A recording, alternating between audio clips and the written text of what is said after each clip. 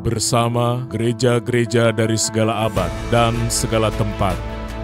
Gereja Suara Kebenaran Injil mengakui pengakuan iman rasuli dan mengajarkannya. Aku percaya kepada Allah, Bapa yang Maha Kuasa, Khalik langit dan bumi, dan kepada Yesus Kristus, Anaknya yang tunggal, Tuhan kita, yang dikandung daripada Roh Kudus, lahir dari anak darah Maria, yang menderita sengsara di bawah pemerintahan Pontius Pilatus, disalibkan, mati dan dikuburkan, turun ke dalam kerajaan maut. Pada hari yang ketiga, bangkit pula dari antara orang mati, naik ke surga, duduk di sebelah kanan Allah, Bapa yang Maha Kuasa, dan akan datang dari sana untuk menghakimi orang yang hidup dan yang mati. Aku percaya kepada Roh Kudus, gereja yang kudus dan am, persekutuan orang kudus, pengampunan dosa, kebangkitan orang mati, dan hidup yang kekal. Amin.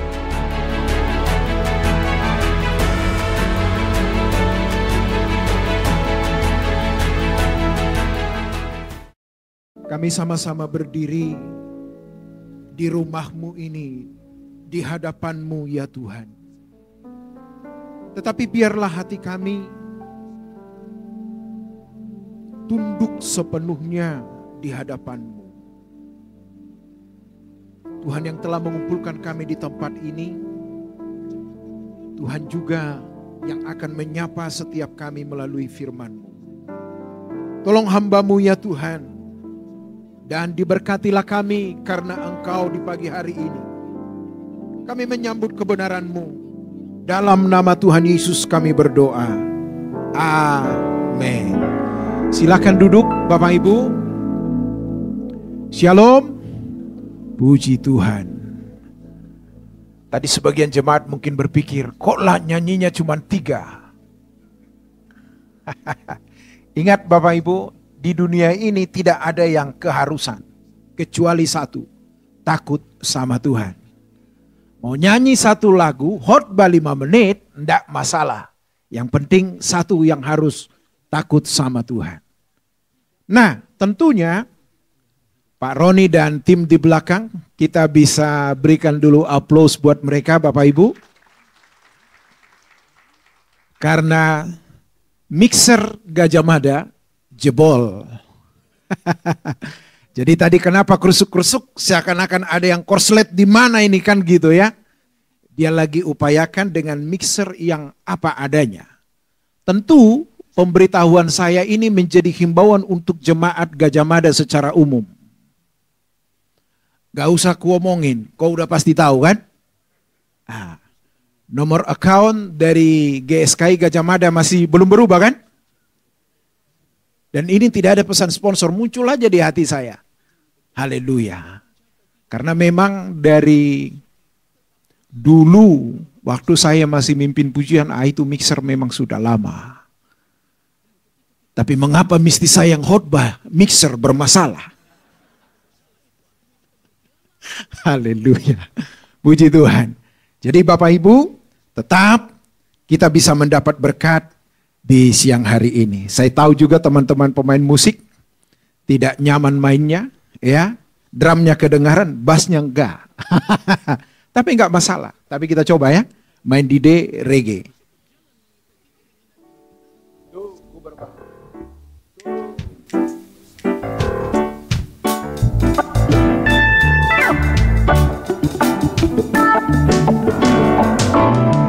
Ku berbahagia, yakin teguh, Yesus abadi, kepunyaanku. Aku warisnya,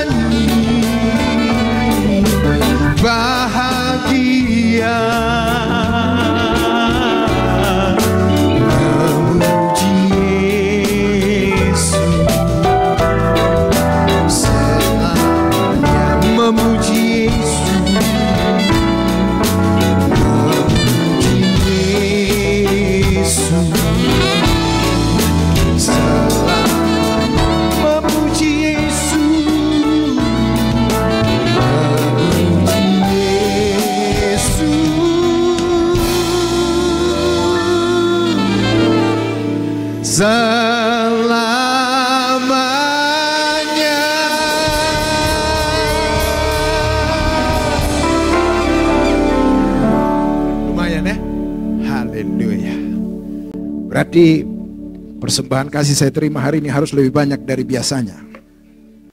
Enggak bercanda Bapak Ibu. Nah, sebagaimana yang sudah di-share, yaitu tema dari khotbah yang mau saya sampaikan adalah terdidik dalam kebenaran.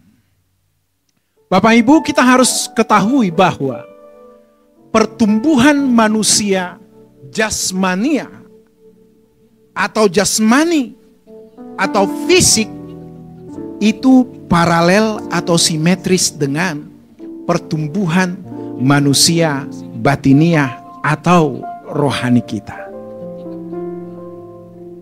Nah, ketika kita menyadari bahwa pertumbuhan manusia jasmani dan manusia rohani itu simetris. Nah, sekarang kita harus mengeceknya. Benar nggak? Memang usia biologis kita dengan manusia rohani kita sangat jomplang. Bagaimana kita bisa mengetahui itu? Gampang. Salah satu contoh, tadi ketika mixer bermasalah, haleluya. Tadi Pak Roni bilang begini, Bang, kenapa? Jebol ini, ya sudah. Kan itu kan dia tidak berdoa, supaya hari Minggu tanggal 21 Januari mixer jebol. Enggak kan? Tidak ada yang bisa kita jamin dalam hidup ini. Nah, kayak misalnya istri merespon kalimat atau perkataan kita sesuai tidak? Nah, kalau tidak sesuai, bagaimana raut wajahmu? Bagaimana nada-nadamu menanggapinya? Itu juga adalah membuktikan bahwa betapa timpangnya pertumbuhan manusia biologis ini, jasmani ini dengan manusia rohani.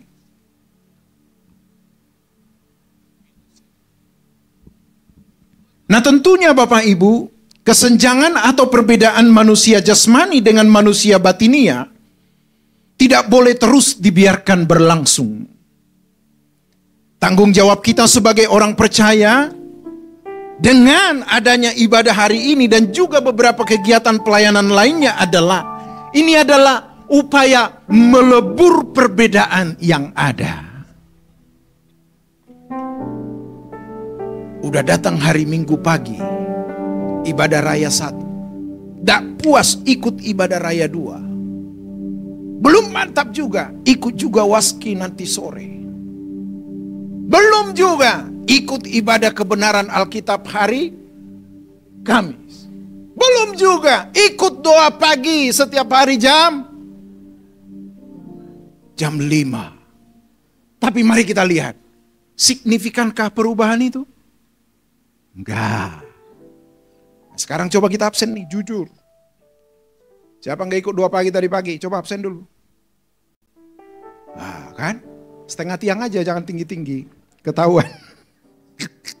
Nggak mudah Bapak Ibu. Nggak mudah.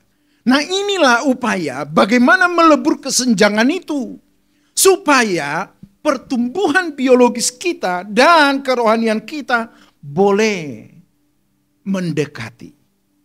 Kalau Alkitab berkata, hendaklah kamu sempurna sama seperti Bapamu adalah sempurna. Jangan berpikir begini, Pak Sudardi, kesempurnaan itu hanya milik Allah Subhanahu wa taala. Enggak.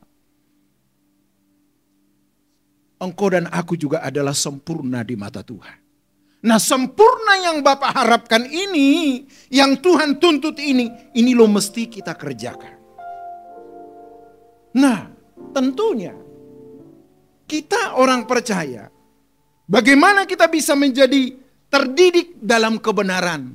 Berarti tidak ada kata lain, harus mau diajar. Saya berkhotbah begini, lagi belajar untuk mengajar. Bapak Ibu, ini adalah mendengar, itu juga belajar untuk mengajar orang lain. Dan sampai kapanpun, kita tidak akan pernah lulus dalam hal soal pembelajaran ini.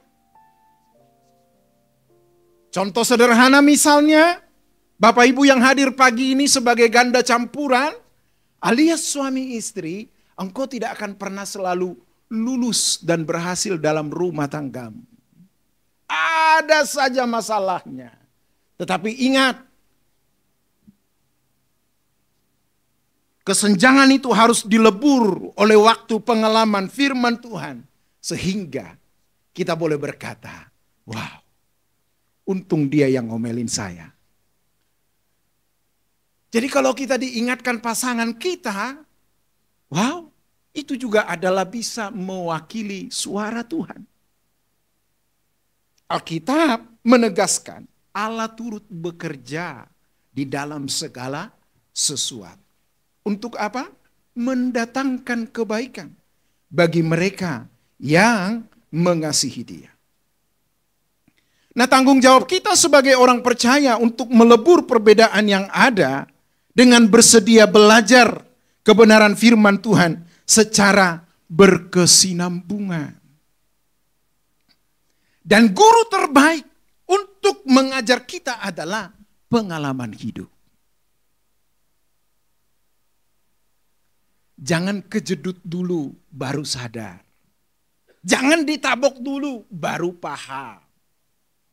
Ketika sudah mulai ada perasaan yang mengganggu kita, harus diresponi. Jangan masa bodoh. Jangan masa bodoh, Bapak Ibu. Itu sebabnya firman Tuhan menegaskan kepada kita di dalam 2 Timotius pasal 3 ayat 16. Firman Tuhan berkata apa? Segala tulisan yang diilhamkan Allah memang bermanfaat untuk mengajar, untuk menyatakan kesalahan, untuk memperbaiki kelakuan, dan untuk mendidik orang dalam kebenaran. Pak, Bu, sudah terlalu banyak asupan file yang masuk di memori kita ini. Ingat apa yang diajarkan oleh gembala sidang kita? Akses utama, pintu utama, yaitu mata dan telinga. Dan itu logis. Apa yang kita lihat itu otomatis terekam di sini.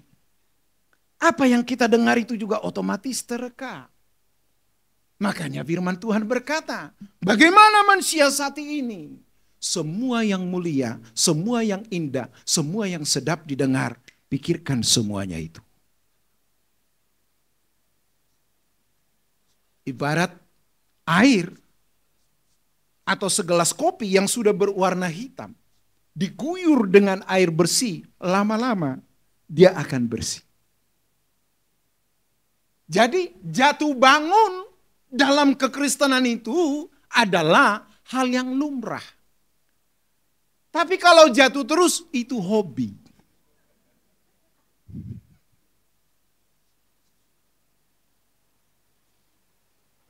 Bu, bisa ngomel suami enggak? Boleh. Tapi kalau ngomel terus, itu hobi.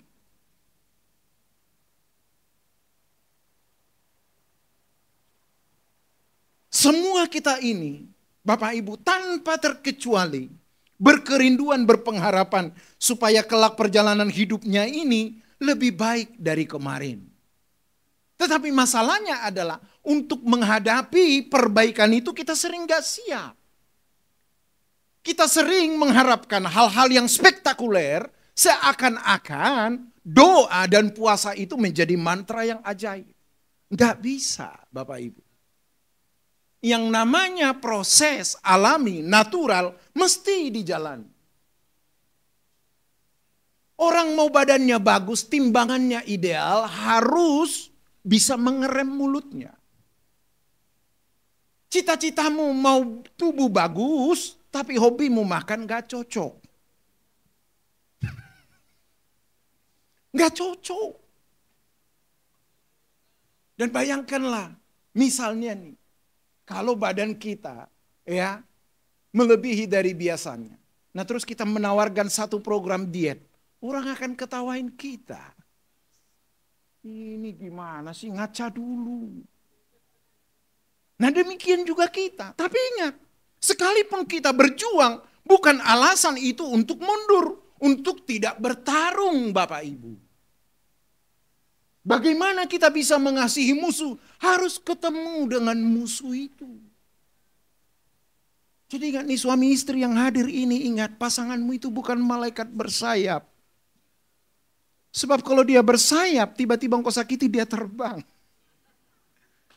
Tapi dia bukan malaikat. Haleluya. Ya Pak Bu ya, yang sudah-sudah, udah biarin. Yang lama biar berlalu. Bikin yang baru. Enggak, tetap berjuang. Yang tadinya Spanyol, separuh nyolong. Tips sana, tipu sana sini. Dengan dia dengar ini, dia mau terduduk, dia mau terdidik. Wow. Kesempatan akan muncul. Nah sekarang perjuangan itu ada di pundakmu dan juga di pundakku.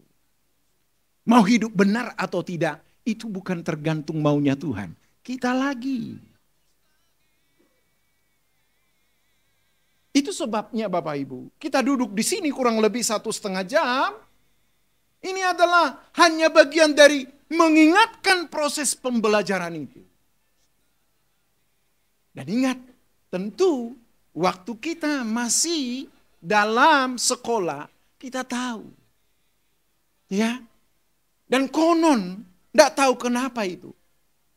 Saya ingat waktu saya sekolah, saya paling senang dengan guru kalau jarang memberikan tugas. Nah ini yang ketawa ini agak sama dengan saya. Aduh. Tapi kalau ada guru yang kejam gitu ya, disiplin. Waduh, kita benci itu setengah mati. Tapi ketika hari ini, Alkitab juga ternyata sudah mengajarkan. Anak yang dikasihi itu, anak yang mau terdidik itu harus dihajar. Bahkan saya ingatkan nih, Bapak Ibu yang masih memiliki anak-anak usia sekolah. Nah kalau anakmu disiplin, engkau tidak boleh pasang badan.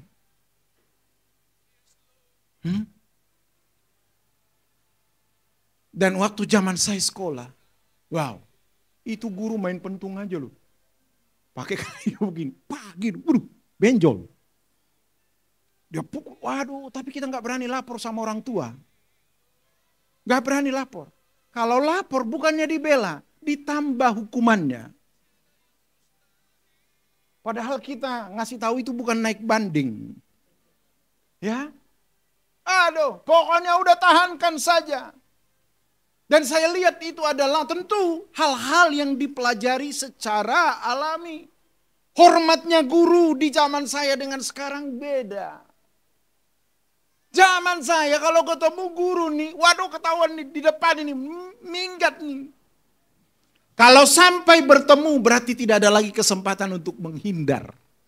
Dan ketika kita menghindar otomatis senyum ya 3/4 dan jam 9 kurang 1/4. Begitu. Tapi sekarang ya ampun. Nah, segala tulisan yang diilhamkan Allah itu memang bermanfaat untuk mengajar. Dan kurikulum utama kehidupan kita adalah firman Allah. Itu sebabnya Bapak Ibu, lakukan kebenaran firman Tuhan itu seleterlek mungkin. Ya, seleterlek mungkin. Seharafiah mungkin.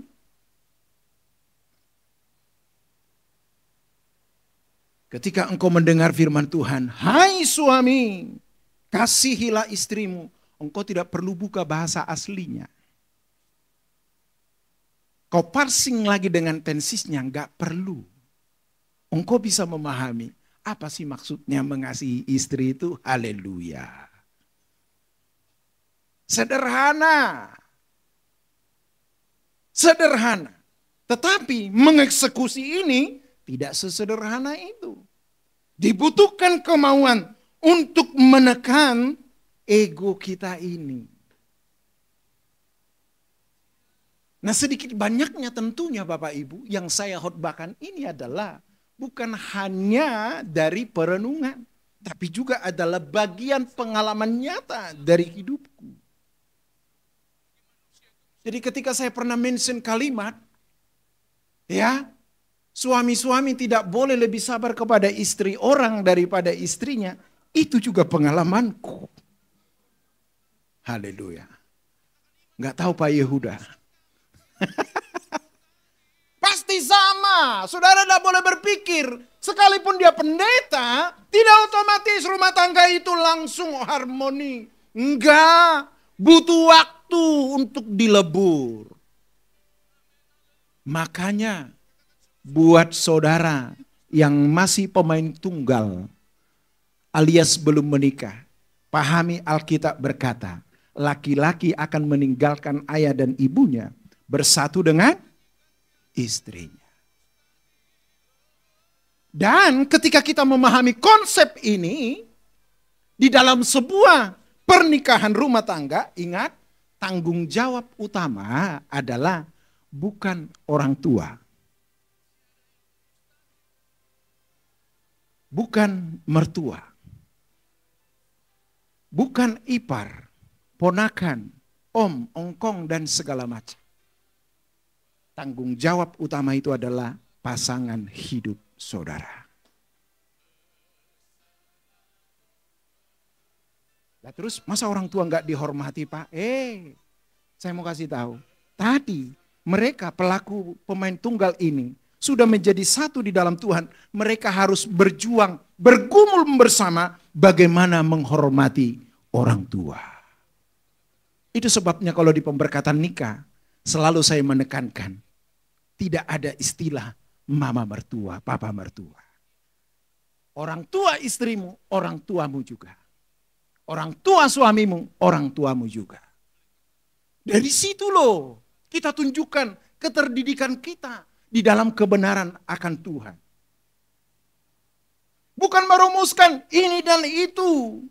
Terus dikomentari bisa dijawab, bukan sekedar itu. Semua orang punya panggilan masing-masing. Engkau juga sebagai seorang pedagang, jadilah pedagang yang terdidik dalam kebenaran.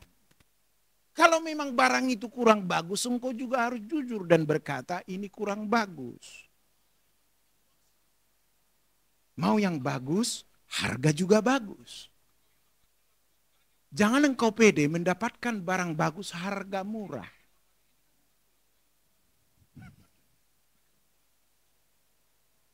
Kita sering banget begitu, khususnya ibu-ibu. Bangga sekali kalau mendapatkan barang yang sama, tapi dia dapat lebih murah, dia lebih semangat menceritakan kepada temannya. Yang lebih gila lagi, yang sudah beli nyesel. Ya apalagi engkau sesali udah kau beli. Nikmati saja. Nikmati saja. Nah untuk itu, Bapak Ibu yang Tuhan Yesus kasihi, perhatikan firman Tuhan. Ya, di dalam 1 Timotius pasal yang keempat, ayat 4 kita mulai. Demikian firman Tuhan. Karena semua yang diciptakan Allah itu baik dan suatu pun tidak ada yang haram jika diterima dengan ucapan syukur. Sebab semuanya itu dikuduskan oleh firman Allah dan oleh doa. Ayat yang ke-6. Dengan selalu mengingatkan hal-hal itu kepada saudara-saudara kita, engkau akan menjadi seorang pelayan Kristus Yesus yang baik, terdidik dalam soal-soal pokok iman kita, dalam ajaran sehat yang telah kau ikuti selama ini. Paulus ketika menuliskan surat pengembalaan ini kepada anak rohaninya Timotius, bukan hanya secara fisik dalam bentuk surat, tapi Paulus berani menunjukkan, mencerminkan lewat hidupnya. Pak, Bu, setiap kita ini boleh berkomentar terhadap apapun, siapapun. Saya ulangi, setiap kita ini boleh berkomentar, mengkritik siapapun, kapanpun. Tapi ingat, Tuhan lebih peduli. Tuhan lebih tertarik dengan tindakan saudara yang nyata. Ada orang bisa berkata, aku mengasihi engkau Tuhan. Tetapi tak kala ia berjumpa di depan matanya, harusnya dia bisa tolong. Dia memalingkan matanya. Sutardi kok tahu, saya juga pelakunya. Serius. Itu juga dulu saya lakukan. Langsung otomatis membuat kesimpulan. Ini karena malas sih. Coba. Memang selalu ada Selalu ada. Tapi percayalah. Segala sesuatu yang terjadi dalam hidup kita ini Bapak Ibu. Tidak ada yang terjadi secara kebetulan. Tidak ada yang terjadi secara kebetulan. Tadi Bapak Gembala, Bapak Pendeta Daniel Apau bilang begini. Begitu beliau di sana saya lihat wajahnya juga udah dalam susah. Padahal udah jelas kulihat di wajahnya itu raut kesusahan. Dia ngomong lagi, waduh Pak, ini kita lagi butuh dana. Saya bilang tenang Pak. Tenang Pak. Makanya tadi Bapak Ibu, saya ngomong apa adanya. Memang ini rumah kita, ini fasilitas kita. Ini dari kita, untuk kita. Engkau hanya mampu. Dengan ukuranmu, gak masalah. Gak masalah. Dan apalagi gereja kita ini boleh dibilang aneh tapi nyata. Ya, aneh tapi nyata. Karena tidak pernah diedarkan kantong persembahan, bukan? Hanya kejujuran saudara. Tapi kujamin kalau kau makan di restoran, gak berani kau tinggalin tanpa bayar kan? Tapi saya perhatikan loh. Orang Kristen datang ke gereja. Waduh. Haleluya, shalom. Dia datang dan pergi sama saja. Dan ini pun saya hujamkan kepada diri saya sendiri. Walaupun saya, dulu kita datang aja, haleluya. Sekarang udah mikir, datang ke gereja harus membawa sesuatu. Pak, yang kita bawa itu kan tidak harus uang. Yes, hidup kita ini Pak, kita udah bawa. Tapi masalahnya adalah, jangan kita bikin pemahaman rohani yang keliru. Pak, Tuhan kan gak lirik dompet saya, tapi jiwa saya. Betul. Tapi buktimu mengasihi Tuhan akan terekspresi dari perbuatan.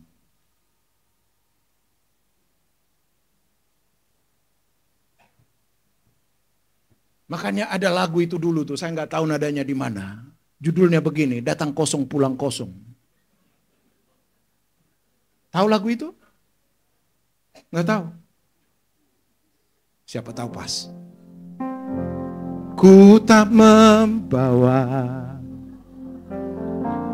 Nah itu kan. Datang kosong, pulang kosong.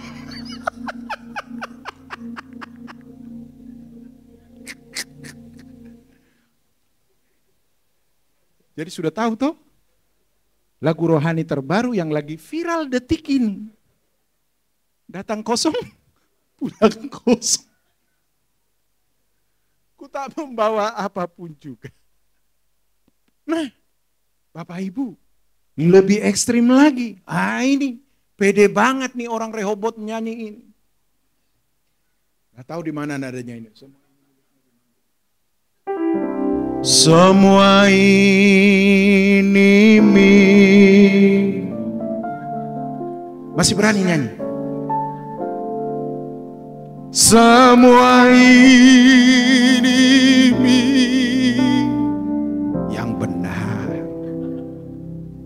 Semua ini milik-Mu Tuhan. Coba, padahal kita mengaku loh, nyanyi sih mantap, ekspresinya itu loh. Jadi Bapak Ibu, di sini kita menyadari orang yang terdidik dalam kebenaran itu simple untuk mengurusnya, simple untuk mengukurnya, bagaimana ia memperlakukan sesamanya. Engkau boleh pintar khotbah, engkau boleh rohani, engkau boleh kaya, engkau boleh dipandang di gereja. Ketika engkau tidak bisa memperlakukan sesamamu seperti Tuhan memperlakukannya, sesungguhnya kita ini tidak terdidik dalam kebenaran. Bukankah Bapak Ibu, Tuhan menerima saya dan kita semua apa adanya? Berarti kita dituntut juga untuk menerima orang lain apa adanya. Mau bau badannya kurang bersahabat dengan penciumanmu. Haleluya. Dengan pengalaman itu kan engkau tahu, oh si itu saya nggak boleh dekat. Nggak usah diomongin. Tetap senyum. Haleluya. Begitu saja. Orang jelas kok. Kebenaran-kebenaran firman Tuhan ini yang saya katakan tadi menjadi kurikulum utama kehidupan kita. Semua harus bersumber dari sini. Bahkan Bapak Ibu, yang mewakili aktivitas hidup manusia, makan minum, Alkitab berkata, lakukan semua untuk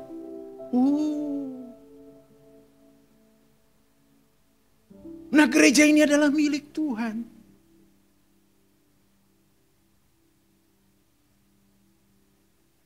Memang agak ada kendalanya, karena ini tidak bisa diakses lewat live streaming. Benar ya?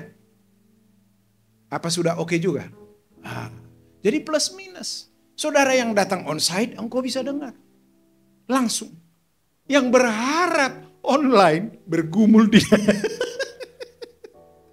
Bergumul dia. Tidak apa-apa, Bapak Ibu. Bahkan lewat hal-hal yang terjadi dalam hidup kita ini, mengingatkan kita. Supaya selalu waspada dalam segala hal. Nah untuk itu, bertalian dengan apa yang saya sampaikan.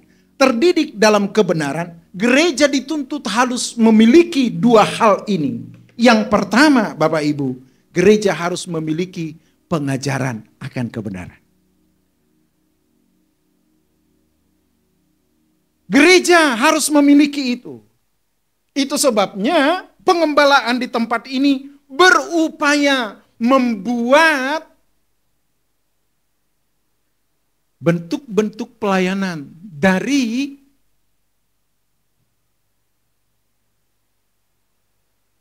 kita untuk kita. Ada diakonianya, ada ibadah-ibadah tengah minggu, ada ibadah online, ada doa, pujian dan penyembahan juga. Itu kan tujuannya, bagaimana merangkul jemaat yang ada ini. Sekalipun kadang-kadang tidak sesuai selera kita. Benar ya, selera kita kan beda-beda nih. Nah kalau saya orang Batak itu ciri khasnya gampang, hanya 3. Yaitu asin, pedas, dan air. Ya dimasak itu aja. Nah kalau ditambahin bumbu-bumbunya itu ya terserah lah. Makanya bagi saya Bapak Ibu, ya tidak ada pantang makanan. Sekalipun ini adalah survivor kanker, ya sudah. Tapi tetap saya bermindset. Pasti ada untungnya kalau kita jaga. Nah iya dong. Hanya satu yang masih agak susah saya rem. Ketika bertemu dengan barang jahanam satu itu.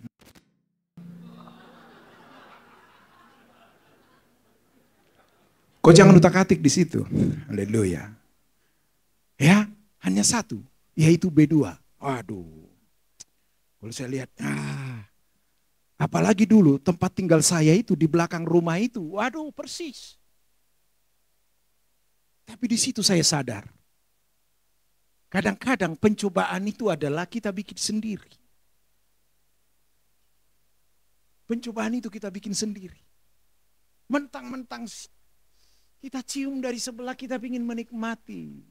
Gak usah. Ini saya ulangi lagi nih, doa Bapa kami yang diterjemahkan dalam bahasa Manado itu. Oh iya, ada Sally di sini. Dia kan orang Manado. Bagian terakhir doa Bapa kami itu, janganlah membawa kami ke dalam pencobaan. Diterjemahkan ke bahasa Batak, enggak ada masalah. Bahasa Tionghoa, enggak. Bahasa Jawa, enggak. Tapi ketika dalam dialek bahasa Manado diterjemahkan bagian terakhir itu, dan janganlah membawa kami ke dalam pencobaan. Saudara tahu dalam versi Manadonya bilang begini, kong jangan kasih masuk torang dalam pencobaan. Karena torang bisa masuk sendiri, no? Sekilas memang kita tertawa, tapi ini menusuk dalam, saudaraku. Menusuk dalam. Nah, untuk itu, ketika kita menyadari gereja harus punya pengajaran akan kebenaran, itu yang pertama. Yang kedua, harus ada teladan. Nah, tentunya di gereja GSKI ya, yang menjadi gembala senior kita adalah menuntut beliau untuk boleh menjadi teladan. Dan sejauh yang kita pahami, sehingga Bapak, Ibu, dan saya masih di sini, karena kita juga merasa diberkati oleh pelayanan beliau. Kalau sudah tidak diberkati, ya terserah. Saya sih begitu. Ibarat saya makan di warteg, nggak enak, ya saya nggak datang lagi. Nah, kalau memang ini gereja kita, ya, gembala senior kita yang mencerminkan keteladanan Kristus, yo kita contoh. Dan salah satu kelebihan beliau itu, ini tanpa ada maksud lain-lain. Belum ada pendeta yang saya temukan, karunia memberi segila beliau. Pokoknya dia nggak bisa lihat orang susah. Serius. Bahkan kemarin ketika kami ada pertemuan,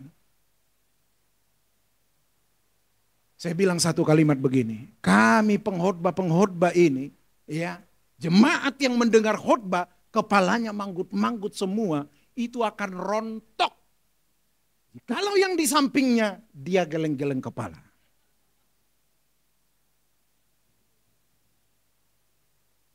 Itu sebabnya, di mana saya pelayanan, saya bawa tim pengawas. Jadi langsung terkonfirmasi. Ini Sutardi asal ngomong atau bukan ini. Kan gitu kan, saudara-saudara. Bahkan sering dia saya jadikan jadi konten. Karena amplopnya juga kan dia yang terima. Haleluya. Nah, Bapak Ibu, dua hal ini harus dimiliki gereja. Supaya jemaat ini terdidik dalam kebenaran. Yang pertama, gereja harus punya pengajaran akan kebenaran. Yang kedua adalah ada contoh, ada keteladanan.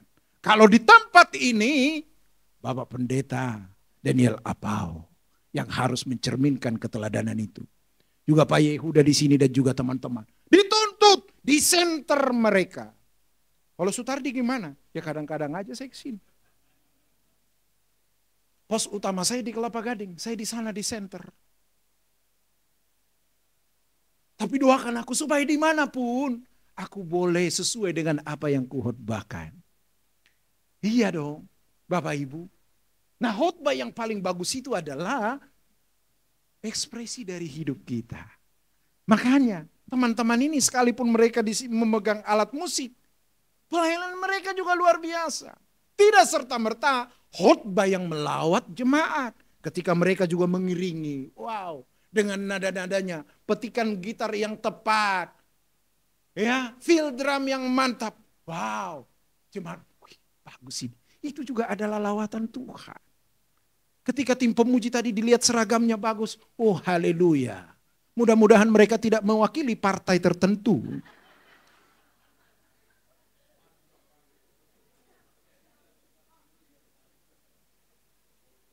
Haleluya.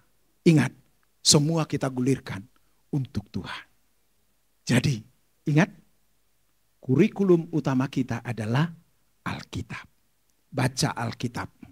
Sebelum engkau inna ilahi, engkau minimal harus tamat baca satu kali. Dari Kejadian sampai Wahyu. Pak, kalau sudah tamat, ulang lagi. Karena usia tidak mengenal yang namanya belajar. Bahkan setiap saat kita belajar. Sekali lagi, Saya mendukung support jemaat GSKI Gajah Mada. Bagaimana menjadikan rumah Tuhan ini nyaman bagi saudara. Kita nggak tahu. Bukankah Alkitab berkata, mintalah. Kalau permintaan itu sesuai, Allah yang punya langit bumi, ya, langit dan bumi, nggak sukar untuk memberkati kita. Nah tentunya buat semua sahabat-sahabat, tim pengembalaan di tempat ini, mari bersinergi, melebur menjadi satu, mengupayakan yang terbaik untuk jemaat. Karena itu adalah untuk Tuhan. Dan biarlah Tuhan menolong bagaimana menggulirkan pelayanan di GSKI Gajah Mada ini. Mixer itu tanggung jawab saudara. Amin gak? Amin ya. Haleluya. Udah selesai. Semua kita harus terdidik dalam kebenaran. Tuhan berkati.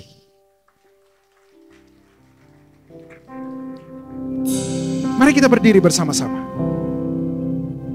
Terima kasih Bapa. Haleluya. Setiap tarikan nafasku untuk-Mu Tuhan, setiap detak jantungku bagi-Mu, setiap denyutan nadiku untuk-Mu Tuhan, semua milik-Mu. Setiap tarikan nafasku untuk-Mu Tuhan, setiap detak jantungku bagi-Mu,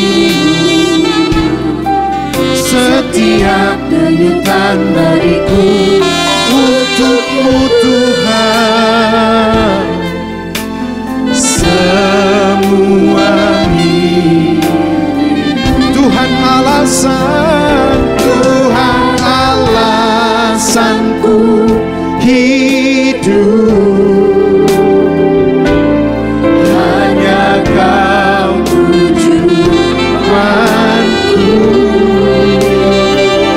apapun yang kulakukan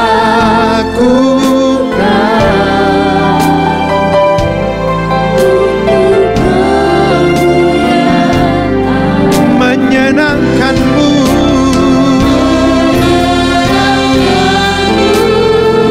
Dengar seruan kami pagi ini ya Allah. Semua kami bisa menyenangkan Engkau.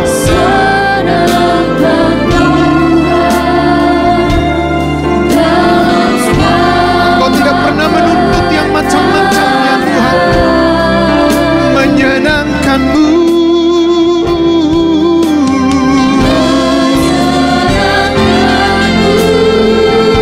Bapa, tolong kami yang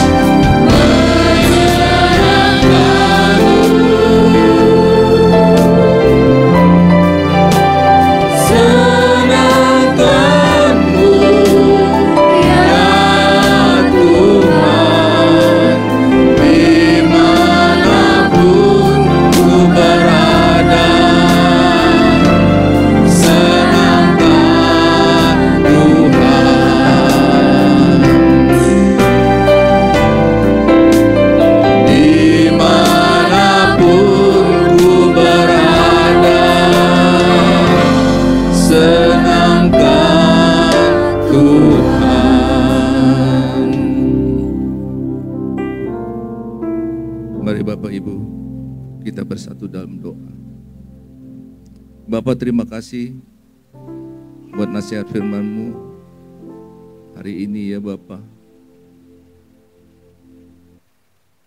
Kami boleh mendapat nasihat firman yang begitu indah. Tema hari ini terdidik dalam kebenaran. Selama ini kami sudah melakukan itu Bapa, mengikuti setiap ibadah yang ada di Rehoboth GSKI Gajah Mada ini Bapa. Mendengarkan firman Tuhan, biarlah kami menjadi teladan-Mu Tuhan di dalam setiap kehidupan kami. Kami terus menanti-nantikan Tuhan setiap waktu, bertahan berharap bahwa Tuhan senantiasa ada di dalam kehidupan kita. Teruslah hidup benar di hadapan Tuhan, tidak bercacat dan tidak bercela.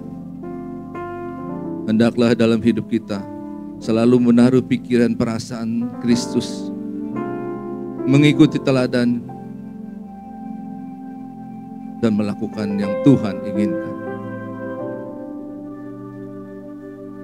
Terima kasih Bapa buat hari yang indah ini. Kami masih terus Tuhan mau mendengarkan nasihat firman-Mu Tuhan. Berkati hamba-Mu Bapak Pendeta Sutardi Tuhan, yang sudah membagikan sebagian firman buat kami. Memberkati pelayanan hamba-Mu, di mana saja hamba-Mu melayani Tuhan, agar banyak jiwa baru yang akan diselamatkan ya Bapak.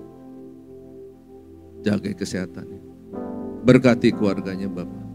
Semua yang dikerjakan, semuanya boleh berhasil ya Bapak. Terima kasih. Berkati sidang jemaat-Mu yang setia selalu hadir Tuhan. Memberkati apa yang dikerjakan, diusahakan yang boleh selalu berhasil. Memberkati semua tangan-tangan yang sudah mengembalikan persembahan buat gereja-Mu. Begitu juga berkati tangan-tangan yang belum bisa mengembalikan ya Bapak. Kami percaya Tuhan akan mencukupi segala kebutuhan keperluan gereja-Mu di tempat ini. Memberkati kami semua yang sudah ambil bagian dalam pelayanan ini. Akhirnya Bapa, kami akan akhiri pertemuan ibadah kami sebelum kami berpisah satu dengan yang lain Tuhan. Ulurkan tangan-Mu untuk memberkati kami, karena Tuhan yang punya berkat dan Tuhan yang berhak memberkati kami.